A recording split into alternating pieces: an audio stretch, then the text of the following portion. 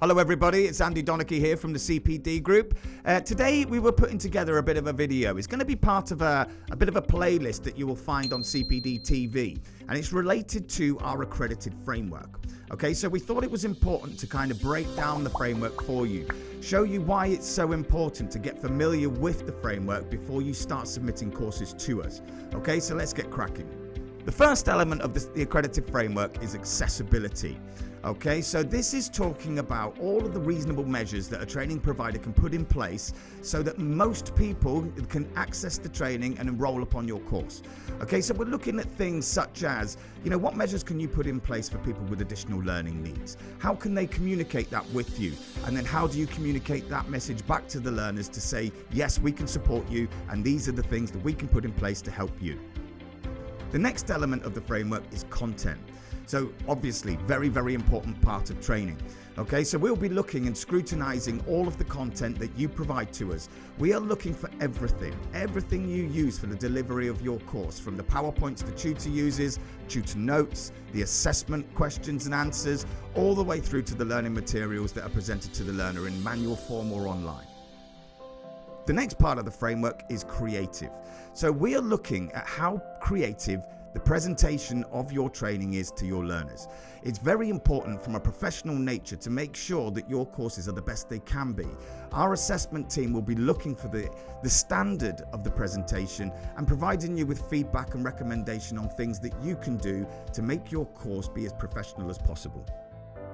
The next point is relevant.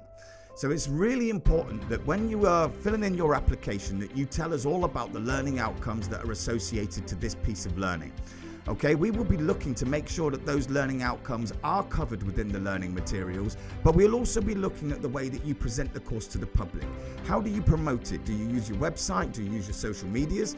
And we will be looking to make sure that your presentation of the course itself is relevant to the actual materials that we are looking at. Eligibility. So this is about what do people need to enroll on your course? Okay, are there any prerequisites? How do you make that clear to the public that you need to have a specific level of training, or maybe a driver's license, or anything that is needed to actually enroll on the course? It's really important that you put that out there in the first instance so that you're attracting the right audience, and also people are spending their money on courses that they are fit for. Details. So this is really important. As a professional training provider, making sure that the T's are crossed and the I's are dotted and that everything is in place to make it seem as professional as possible. If you're going to a training course and you notice that the detail within the training itself is not up to scratch, it hardly is going to fill you with confidence, unfortunately. So making sure the detail is spot on is something, again, that our accreditation and compliance team will be assessing through the accreditation process. The next part of the framework is intellectual property. This is a really important part for everybody. This is about protecting your own intellectual property and making sure that if you're presenting courses to us, which you have licensed or you have purchased from a third party, that you present that evidence to us to make sure that we are confident that you have the rights to be able to use the materials you're presenting to us. Tested.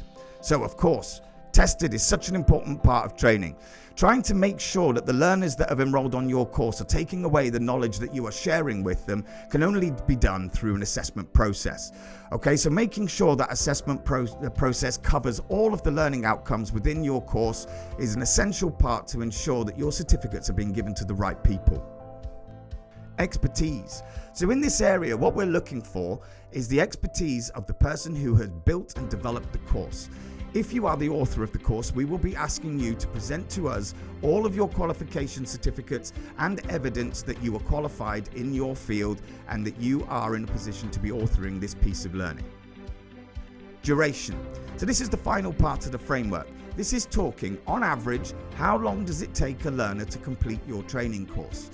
After the accreditation process is complete, what we do is allocate CPD credits to a piece of learning, and those credits are determined by the amount of time a learner has spent studying.